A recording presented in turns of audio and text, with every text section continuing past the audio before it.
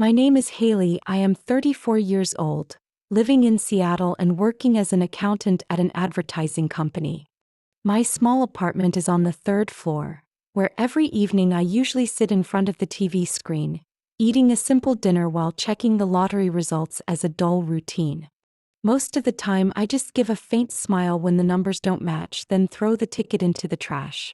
But that day everything suddenly turned upside down.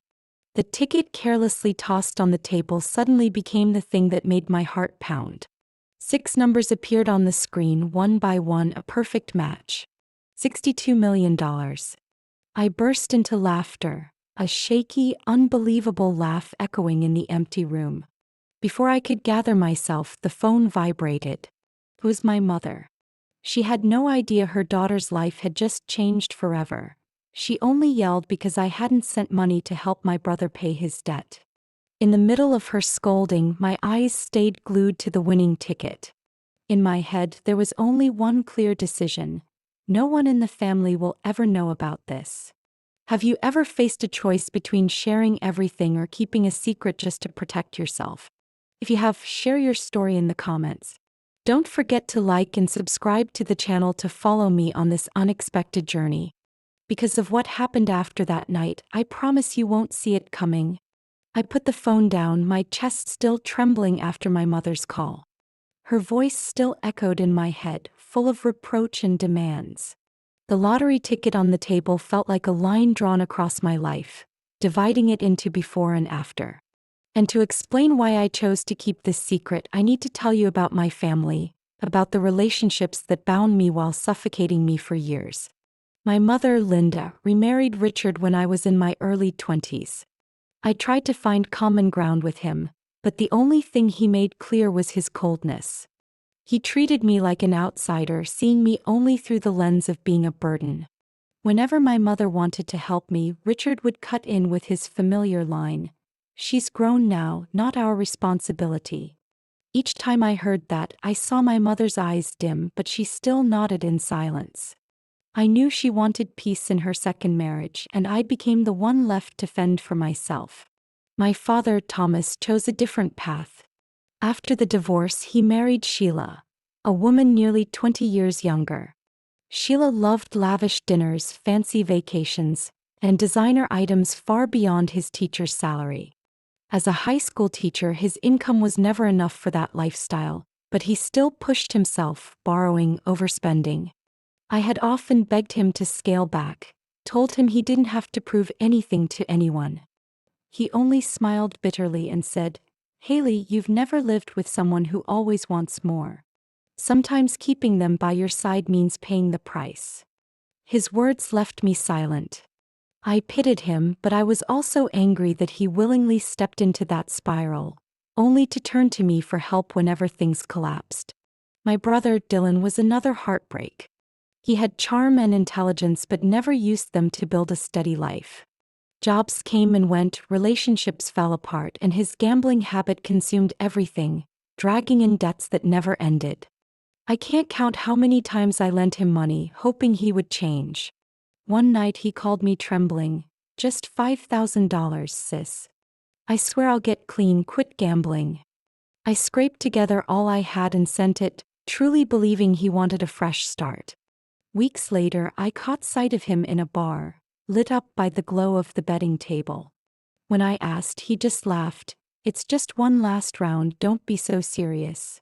My heart sank, realizing he never intended to change. Megan, my younger sister, seemed to live in a different world. She worked as a nurse at a big hospital, married a doctor, and their lives overflowed with vacations and comforts. I once hoped she would see me as a sister she could lean on, but more often she treated me as a mirror of failure. "You should think about settling down, Haley," she would say with a tone of pity. "You're hardworking, but a woman can't just live with a job and a little apartment forever." I would force a smile and stay quiet. She didn't understand that the small apartment was the only place I felt safe, where no one judged me. Amid all that, only my Aunt Eleanor was a light. She was my mother's younger sister, a retired teacher living in a tiny apartment on her modest pension. She didn't have much, but whenever I fell apart, she was there. I remember once I was broke after paying my father's hospital bill for heart surgery. My bank account was almost empty. My aunt called and asked just one question: "Have you eaten yet, Haley?" That simple question broke me. I went to her house, found soup and bread on the table and a small envelope. She pushed it toward me. "It's not much, but take it and get by." The money inside wasn't big, but her heart was larger than anything I'd ever received from blood relatives. Those memories swirled as I sat in my apartment, my hands still on the lottery ticket. I asked myself, if tomorrow I announced the news, would my mother hug me, or would she call Dylan right away to tell him his sister had become the family's ATM? Would my father congratulate me or quietly hand me a list of debts to pay off? Would Megan truly be happy for me or just use the money as another measure of my worth? I had often imagined the scene of us celebrating together. But the truth is, never once had they been there for me when I needed them. They only called when they wanted money, or when they needed someone to shoulder responsibility. And when I was down, only Aunt Eleanor, with her tiny purse but her vast heart, ever treated me as family. I sat still, poured another glass of wine, and stared out the window at the city lights glowing on the street. Memories of the past pressed in, reminding me that the huge sum could easily become a curse if I exposed it. It wouldn't bring love nor fill the emptiness. It would only make once cold hands reach for me with greed. And that was why I chose silence. The next morning, I took the ticket to a financial lawyer named Mark Roberts. His office was in a glass tower in downtown Seattle, where busy people rushed in and out with hurried steps. I sat in the waiting room, clutching my bag, my heart pounding as if someone could see through the fabric and uncover my secret. After a moment, the door opened. A man in his 50s with graying hair and silver-rimmed glasses walked out with a gentle smile. "Miss Haley, please come in." His voice was calm and steady, easing my nerves. I followed him inside, set my bag on the chair, and placed the ticket on his polished desk. He glanced at it, his eyes briefly widening before returning to professional calm. "I see. So how would you like to handle this money?"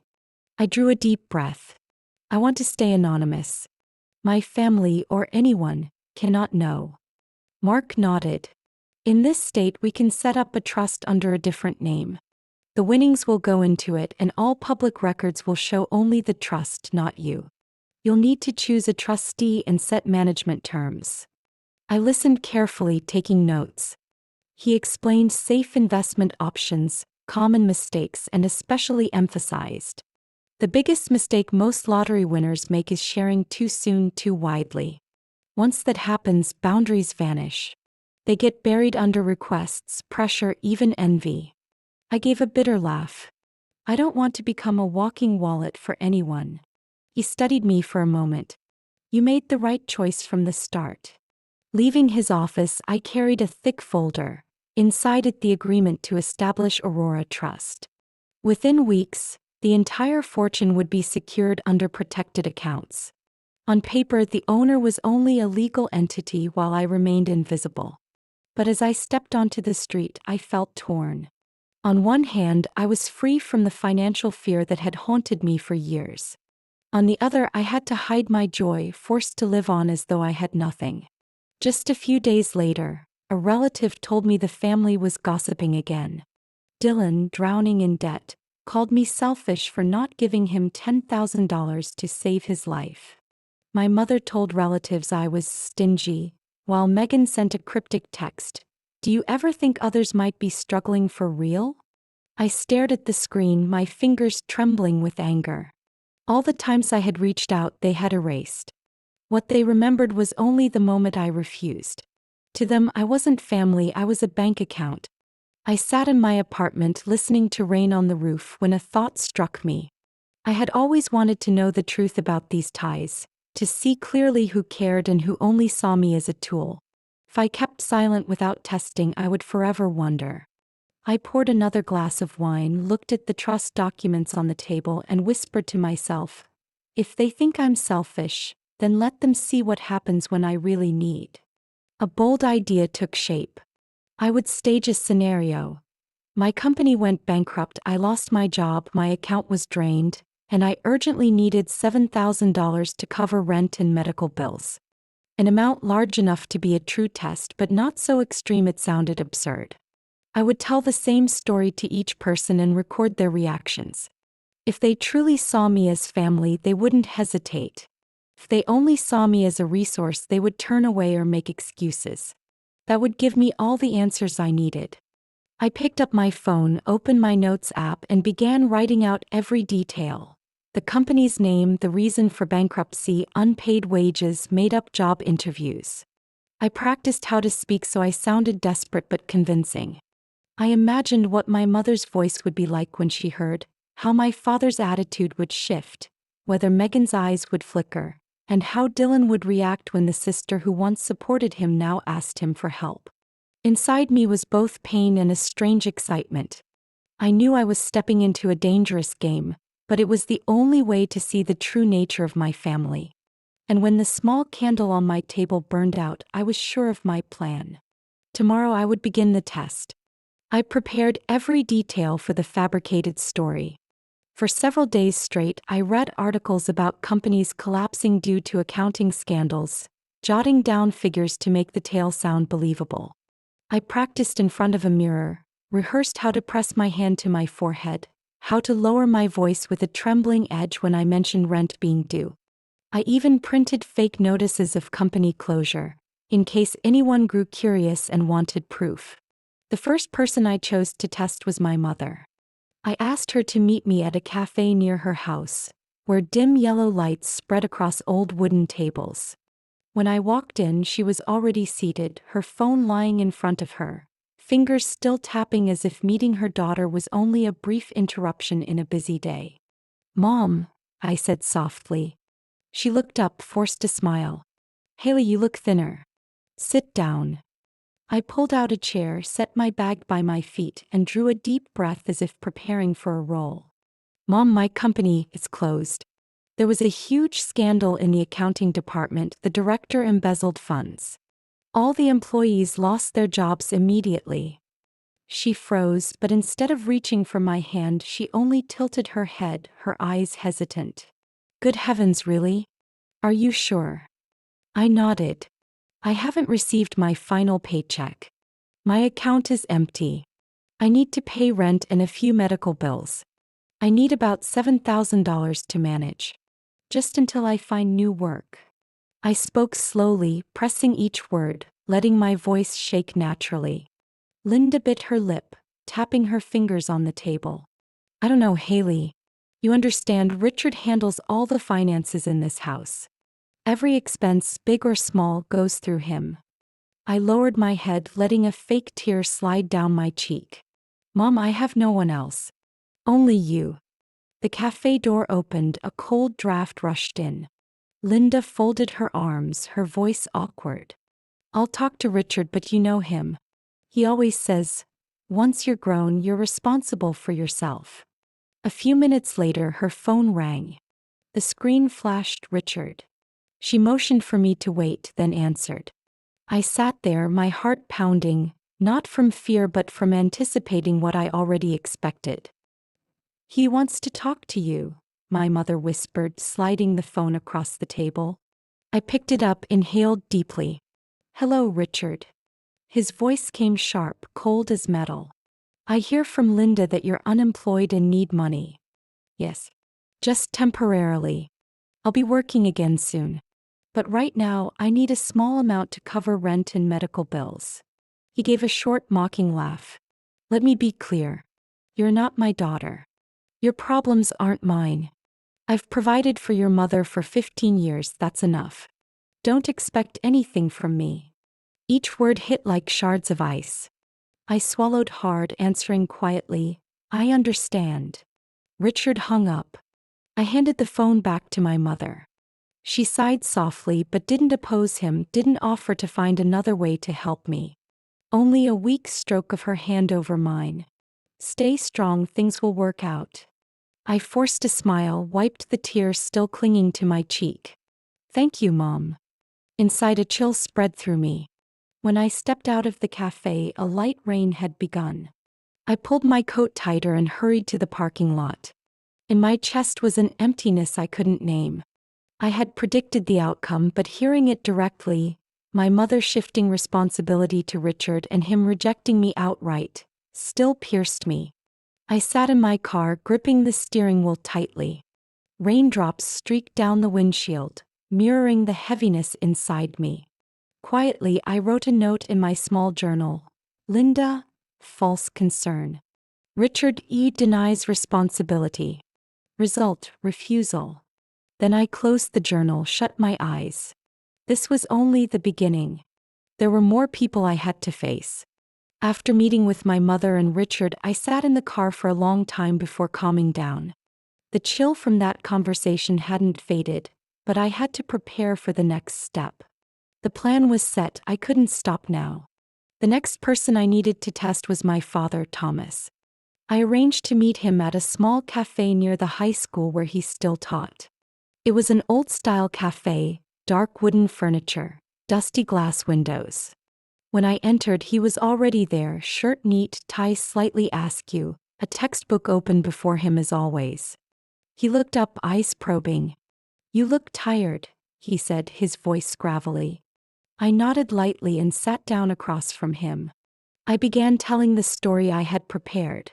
My company bankrupt, sudden job loss, my account nearly empty. I needed money to manage for a few months. While I spoke, he only nodded, his eyes fixed on my face, but I felt his detachment. When I finished, he folded his arms, leaning back. "Haley, do you remember what I always taught you? Always keep at least 6 months of expenses saved. You didn't, and here you are." I bit my lip. I tried. But medical bills, car repairs, everything kept piling up. He shook his head, sighing. "You overspent. You live in too pricey a neighborhood, renting beyond your means. Then entertainment, cable, streaming services, all of it adds up. You never cut back." I sat quietly, letting his scolding pour over me like a classroom lecture. He talked for nearly half an hour about personal finance, adult responsibility, even career choices. I listened, but inside I grew colder. When he finally stopped, I asked, my voice trembling, "So could you lend me something? Just 7,000. I'll pay it all back." He slowly shook his head. "I can't. My money with Sheila is for retirement. Taking it out now would be irresponsible. This will be a growing up lesson for you, Haley. Sometimes you have to hit rock bottom before you change." The words choked me. I nodded, forcing a smile. "I understand." Leaving the cafe, I wrote in my journal, "Thomas, 30 minutes lecturing, no help. Result, refusal." The next person I turned to was Megan, my younger sister. I drove to her spacious suburban home, a 2-story house with neatly trimmed lawns and bright white doors. Megan opened the door, a wide smile on her lips, though her eyes betrayed curiosity. "You really surprised me," she said, pulling me inside. The house gleamed, leather sofas, family photos framed elaborately covering the walls. We sat in the kitchen, where a shiny coffee machine occupied one corner of the counter. I told her the story exactly as I had told my father, my voice heavy, eyes glistening. Megan held my hand, her face full of sympathy. "Oh my God, poor you. How could the company mess up so badly?" She shook her head. "Losing a job like that is just terrible." I swallowed hard, speaking slowly. "I just need a small amount to get by. About 7,000. Once I have a new job, I'll pay it back." Megan's eyes shifted slightly. She let go of my hand, her voice softer. "Haley, honestly, it's really tough right now. You saw already, Paul just bought a new car, then the kids' tuition was due. The upstairs bathroom is also being remodeled. Everything costs so much." I stayed silent, glancing around the elegant kitchen where every item was expensive. "I understand," I whispered. Megan quickly added, "I'll talk to Paul and see if we can manage a little. Maybe not the full amount, but at least something. Or, you could move here temporarily into the spare room in the basement. It's not ideal, but it would save you rent." I nodded my thanks, but inside I already knew. The sympathy was only in her words. The action was buried under excuses. I left her house and added another line in my notebook. Megan, sympathy on the surface, excuses about expenses. Result, refusal. That evening I sat in my small living room, the yellow desk lamp casting light across the pages. I held my phone, my finger hovering over Dylan's name. My brother, the one who had called me countless times at midnight begging for help. I took a deep breath and pressed call. Haley, what's up? His voice was raspy with the background noise of what sounded like a bar. I quickly explained the company bankruptcy, my job loss, and my struggle to cover rent. I need about $7,000. Can you help? Dylan laughed, his tone mocking. Are you serious? You've never had extra money. But here's the deal. If you manage to borrow from someone else, cut me at least $2,000 first. I'll work it around and help you pay later. I froze. Did you even hear me? I'm in real trouble. I heard. But I'm strapped too. If you get a loan, just share it, both of us can dig out together. Makes perfect sense. I wanted to hang up immediately but forced myself to stay calm. Dylan, I'm not asking for you to take from me. I need this for myself. Haley, don't stress. You always worry too much. Anyway, call me when you've got some money. Then he hung up. I stared at the dark screen, my heart heavy. The last line I wrote in the notebook was, Dylan didn't listen, only thought of himself. Result, refusal. I closed the notebook and leaned back in my chair. 3 tests had given me 3 identical outcomes. Pretty words, lectures, fake sympathy, but in the end no one was truly ready to stand by me. The rumors spread faster than I imagined. Just a day after my conversation with my father, I saw familiar lines on social media. The poster was none other than Sheila, his second wife. She wrote a long post about the difficulties I was facing, adding snide remarks as if it was a life lesson for the wasteful habits of the younger generation.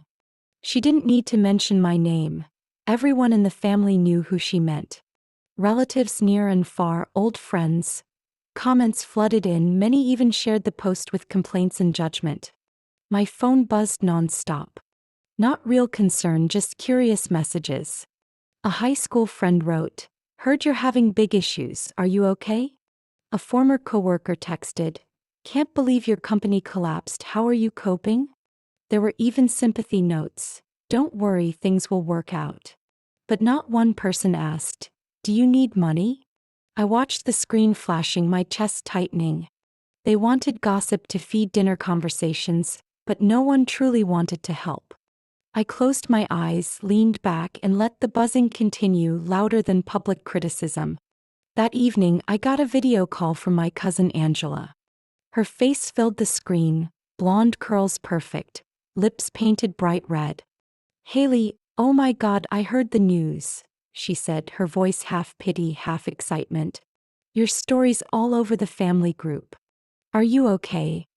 I nodded weakly, pretending fragile. "I'm trying. Everything's a mess." Angela tilted her head, curiosity flashing. "So how much do you need? Did your parents help at all?" "I just need $7,000 to get by," I answered evenly. "But I haven't found anyone willing yet." Angela chuckled lightly. $7,000? Honestly, that's not small. My husband and I are saving for a house, so we can't swing it. But I'll pray for you. She stressed the word pray as if it could replace a check. When the call ended, I sat frozen for a long time. Empty prayers, nods of pity. Everything felt like I was stuck in a cold circle, everyone staring but no hands reaching out. The next day, passing by the local grocery, I overheard 2 aunts chatting. They didn't see me and their words cut like knives. I heard Haley lost her job, drowning in debt. "Yeah, Sheila told me. Figures, she's always so arrogant, acting clever. Now look at her. She'll probably have to sell that little apartment. Not that it's worth much." I froze, my heart pounding hard. To them, my downfall was entertainment. They didn't know, and would never know, that in my bag was a fortune capable of changing any of their lives. That night, I sat by the window, city lights glimmering through rain. I whispered to myself, so they only like to gossip, never care.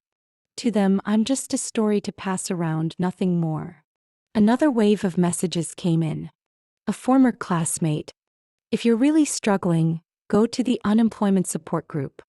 They might give you food packages. A former coworker. If you need job advice, ask me. But money I can't. Polite words, but all sidestepping. I shut my phone, my hand trembling. In my notebook, I added another line. Sheila, betrayal. Relatives, gossip. Friends, sympathy in words, no help. I sat for hours listening to the rain beat down, my heart heavy. Everything I suspected about their coldness was being exposed piece by piece. And I knew my trial still had far to go. I had just set my notebook aside when the phone rang. The screen lit up with Eleanor. My heart stopped. I hadn't even added her to the plan, hadn't called her once, yet she already knew.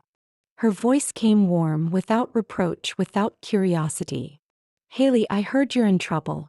Come to my place tonight, I'll cook something and we'll talk. I sat silent for a few seconds, tears rising without any effort. Yes, I'll come. Her small apartment was in a quiet neighborhood. I knocked, and when the door opened, the smell of toasted bread and herbal tea washed over me, tightening my throat. She wore an old sweater, her silver hair tied back neatly, her kind smile pulling me out of the shadows. Come in, Haley. You look pale, she said, gently touching my hand as if to steady me. In the tiny kitchen, she set a bowl of hot soup in front of me. Before I could even lift the spoon, she quietly pulled a brown envelope from a drawer.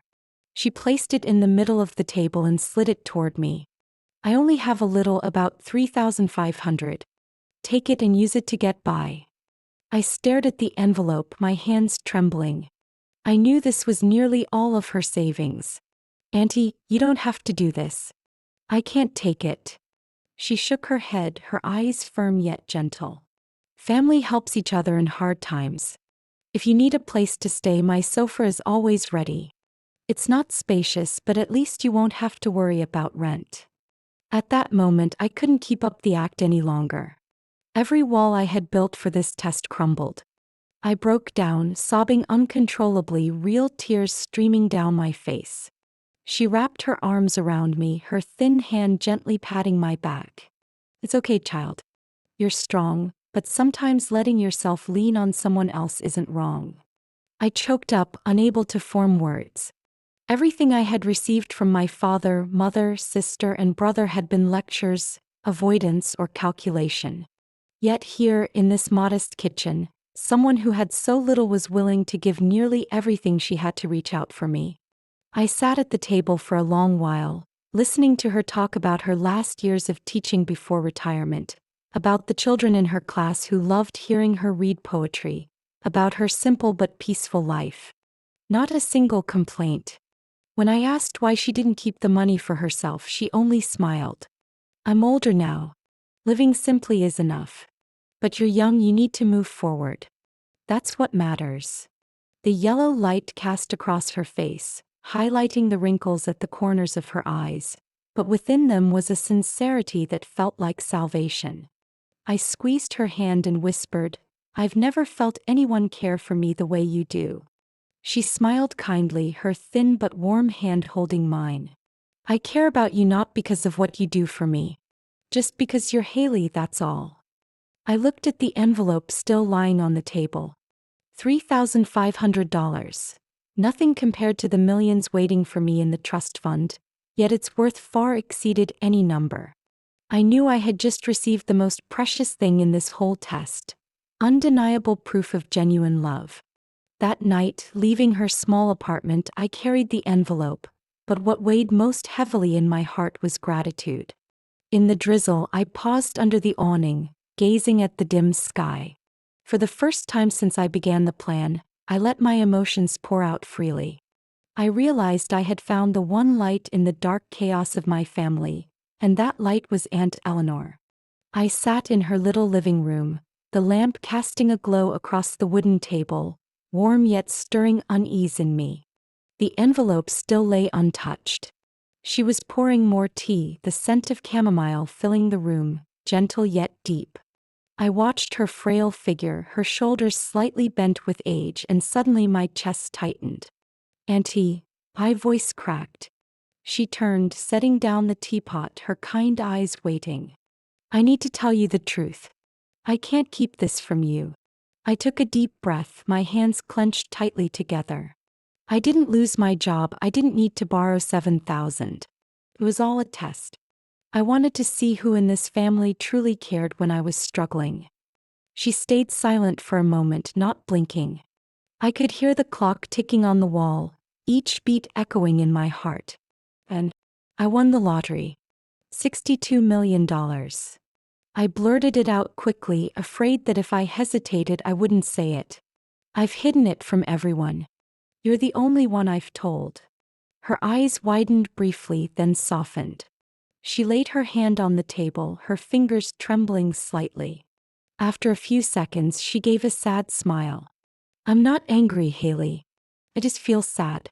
Sad that you had to go this far, building a whole story just to find out who truly loves you." Tears spilled down my cheeks.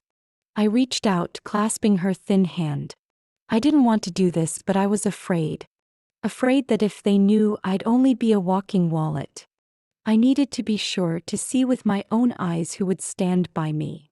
She squeezed my hand gently, her gaze deep. "You were right to worry. Money can turn people into someone else. But it can also reveal who they really are." She leaned back, her eyes drifting as if into old memories. Her voice lowered, slow and heavy. "Haley, have I ever told you about Robert?" I shook my head. The name was familiar, but only as a vague shadow in rare family stories. Robert was my ex-husband. The man the whole family once praised for being smart and ambitious. When your grandmother passed away, I inherited some money. Not much compared to others, but for us then $50,000 was everything. She paused, sipping her tea. Her eyes glimmered with the pain of old wounds. I wanted to save it, maybe buy a small house, secure the future. But Robert, he kept pushing for his friends' business ventures, those so-called can't-miss opportunities.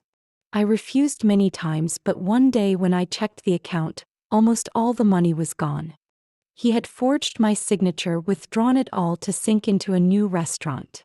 A year later, the restaurant failed and the money was gone. I gripped her hand tighter, feeling the tremor in her fingers. I confronted him, asked why. Do you know what he said? "It was marital money, I had the right. You were selfish keeping it all to yourself." She gave a bitter smile, her eyes wet. That moment I realized love was just a cover. His true nature was greed and selfishness.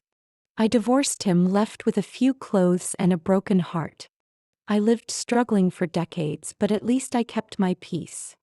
I stayed silent, her words carving into me. I imagined how she had endured, teaching, paying debts, rebuilding herself after such a brutal betrayal.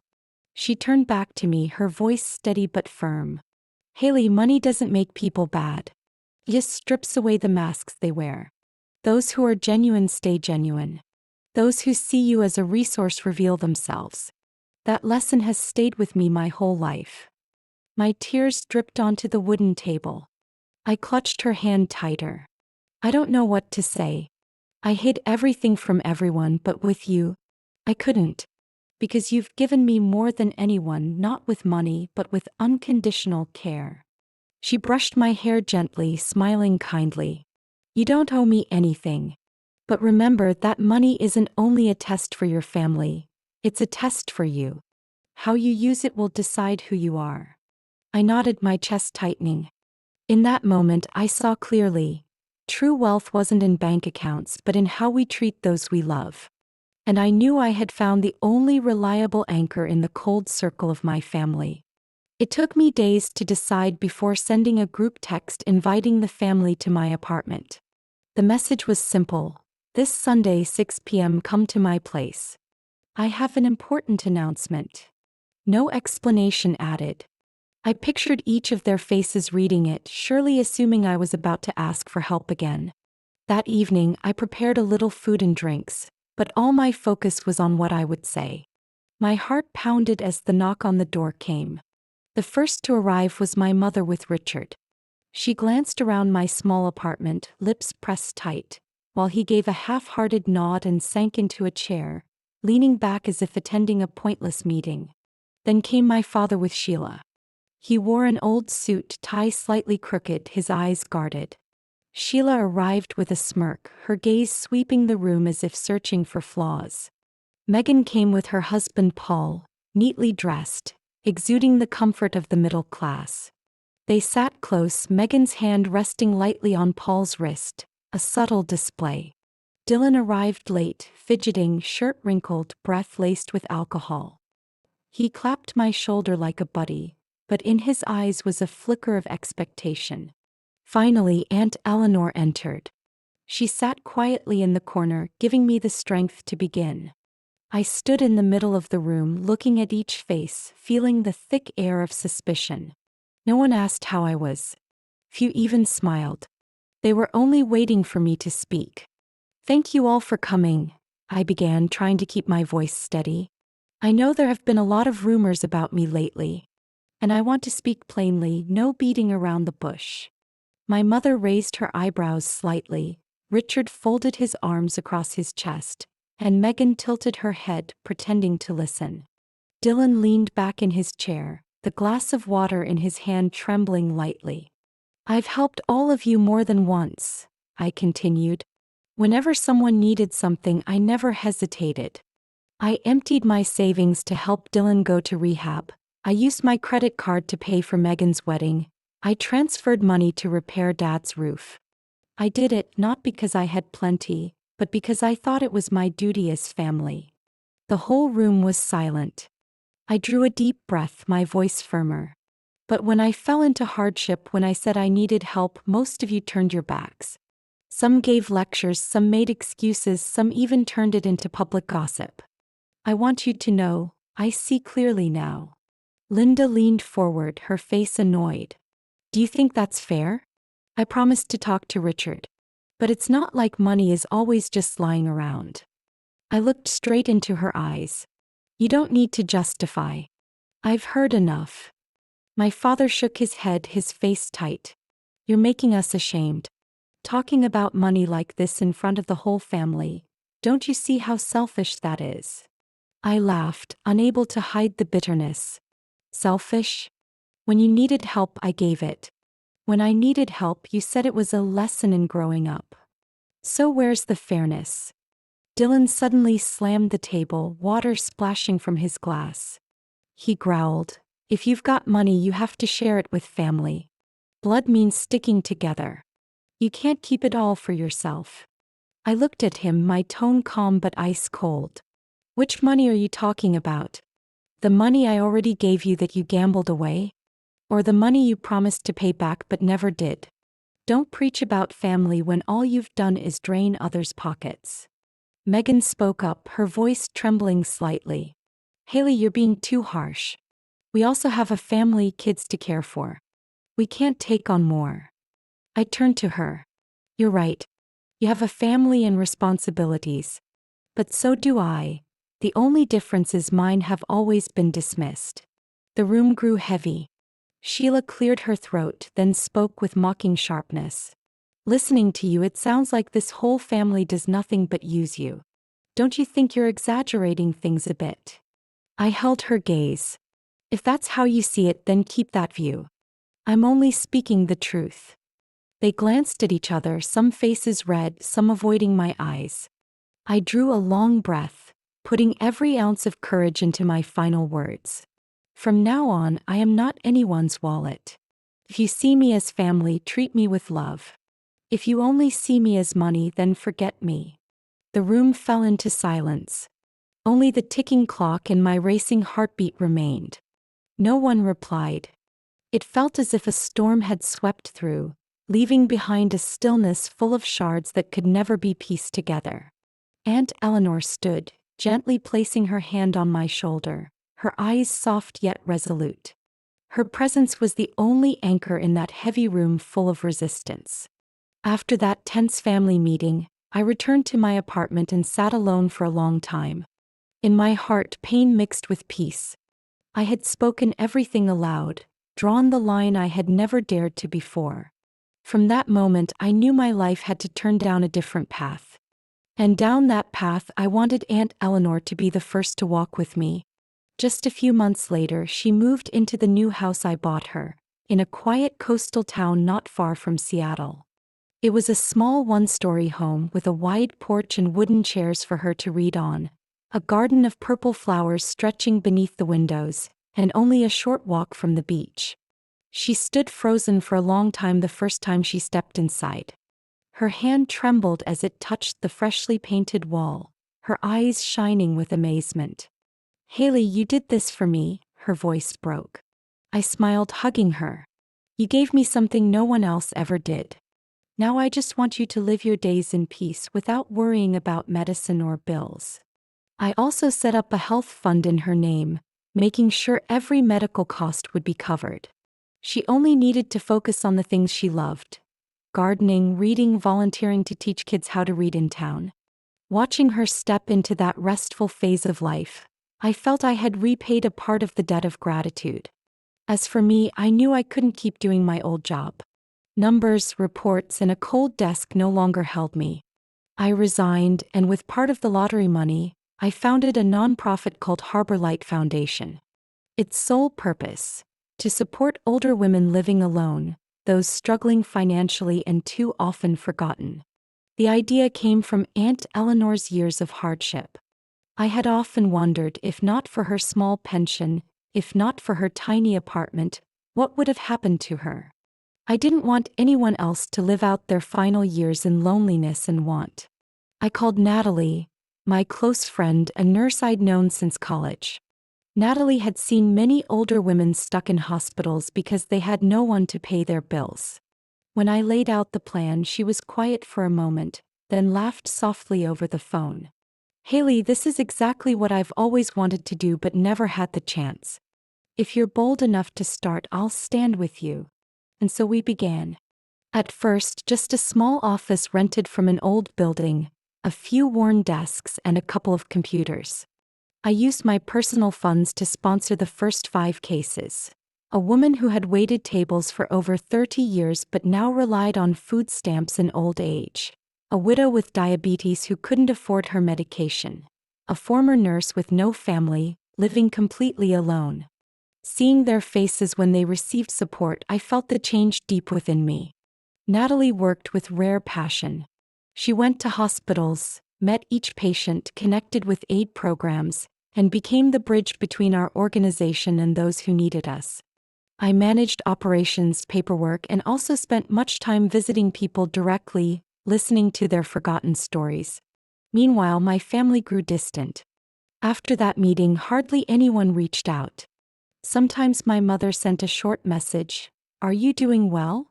But behind it was always the hint of money. My father called only when he needed medical bills covered after a sudden heart attack. I never appeared, but through the hospital fund, every bill was paid by an anonymous donor. Dylan remained buried in debt. One day I heard he was hospitalized after a breakdown from sleepless nights. I secretly paid for a private rehab program, under the title of community support.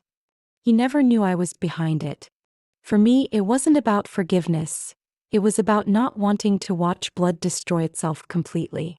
Megan almost cut ties. She was busy with her 2 children, posting glamorous vacation photos online. Sometimes Paul, her husband, sent cold messages asking if I could chip in for the kids' private school tuition. My only reply was one word: no. I chose to keep my distance. I was no longer angry as before, but I didn't open the door to them either. I built a new circle around myself, with Eleanor, with Natalie, and with the women our foundation helped. On many afternoons, I drove to visit my aunt in the coastal town. She sat on the porch, a hot cup of tea in hand, her silver hair swaying in the wind. We talked about the books she was reading, about the new flowers she had planted. When I told her about a woman our foundation had just supported, her eyes lit up with pride. "Haley," she said one day as we walked along the shore, "you've turned pain into something beautiful. You've done what many people never dare." I smiled, walking beside her. "If it weren't for you, I never would have found this path." The sea rolled softly, the evening sun laying gold across the water. Inside me, peace grew larger. I no longer craved recognition from my blood family. I had found meaning in giving, in love that never demanded anything back. My new life began the moment I chose to let go. And within that small circle, I had discovered a value no amount of money could ever buy. 1 year later, in the quiet afternoon of a seaside town, I sat with Aunt Eleanor on the porch of her new house. In front of us, the sky glowed red with the sunset, the waves softly lapping against the shore like a song that never grew old. She leaned back in her wooden chair, a thin shawl draped over her shoulders, her eyes shining with contentment. "Haley," she said, her voice low but warm, "you see how different life is now. If you had gone public with the lottery that day, the whole family would have swarmed you. They would have dragged you down, demanded, fought, left you unable to breathe. But you chose to keep it secret, and in return you gained freedom."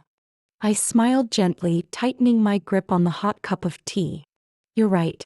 Silence gave me the chance to live the way I wanted.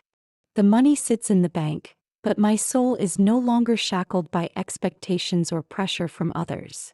We sat in silence, listening to the waves. My heart eased until a knock came at the gate. A mailman in a blue uniform stepped up and handed me a thick, carefully sealed envelope. "Haley Wilson?" he asked. "Yes, that's me." When he left, I held the envelope, a strange feeling rising. On the corner was printed the name of a Seattle law office. I opened it and pulled out a neatly typed set of papers. On the first page, I saw the name that made my heart stop: Thomas Wilson. My eyes skimmed the lines quickly. It was a will, signed only months before he passed from a heart attack I'd only heard about from afar. No one in the family had ever mentioned this. "Haley," I whispered, my voice trembling. Aunt Eleanor leaned in, her thin but steady hand resting on my shoulder. "What is it, child?" I handed her the document, my lips quivering. "Dad left the old house, to me. Only me." She read slowly, then looked up, her eyes touched with sadness.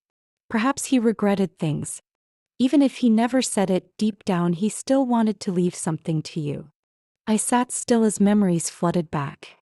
All the times he scolded me, rejected me, filled my ears with endless lectures. I had believed he never valued me. Yet in the end, he left me our childhood home, an unspoken apology. I remembered the little days when he taught me physics experiments in the garage, his eyes lighting up like a child's. I remembered camping trips where he patiently taught me how to build a fire. Perhaps his love had never disappeared, only buried under the dust of poor choices and a new marriage. Eleanor set the will back on the wooden table, her voice soft but firm. "You see, sometimes the truths no one expects are hidden in silent pages. Your father never said it, but he showed it." I wiped away a tear, relief mixed with sorrow. I thought I had been erased completely. But maybe, in his heart, I was still his daughter. Outside, the sun had sunk halfway into the sea, leaving a streak of brilliant light. I looked toward the horizon, breathing deeply. What he left me wasn't much compared to what I now had, but it held a different weight. It was proof that blood, twisted as it might be, still left traces in the heart. I turned to my aunt, smiling through tears. "So true value isn't in money. It's in genuine bonds, in the freedom to choose our own path. I've found that now." She squeezed my hand, her eyes glowing in the golden dusk. We sat quietly on the porch as the waves struck and the sun sank, each of us holding our answer. Sitting there with Aunt Eleanor, I watched the last light sink into the ocean and thought about everything I had endured. That journey had not only shown me the true faces of my family, but also reminded me that sometimes love doesn't come from where we expect, but from those who are quiet, simple, and sincere. I had learned that wealth cannot be measured by the numbers in an account, but by the arms that hold us without condition, by the freedom to live true to our own hearts. That is the greatest treasure I carry. And what about you? If you were in my place, would you reveal everything or keep it silent to protect your peace? I want to hear your thoughts because each of us will have a different answer to that lesson. If my story made you reflect, leave a comment, hit like, and follow the channel to walk with me through the journeys ahead. There are many more stories of family choices and the true values of life I want to share with you.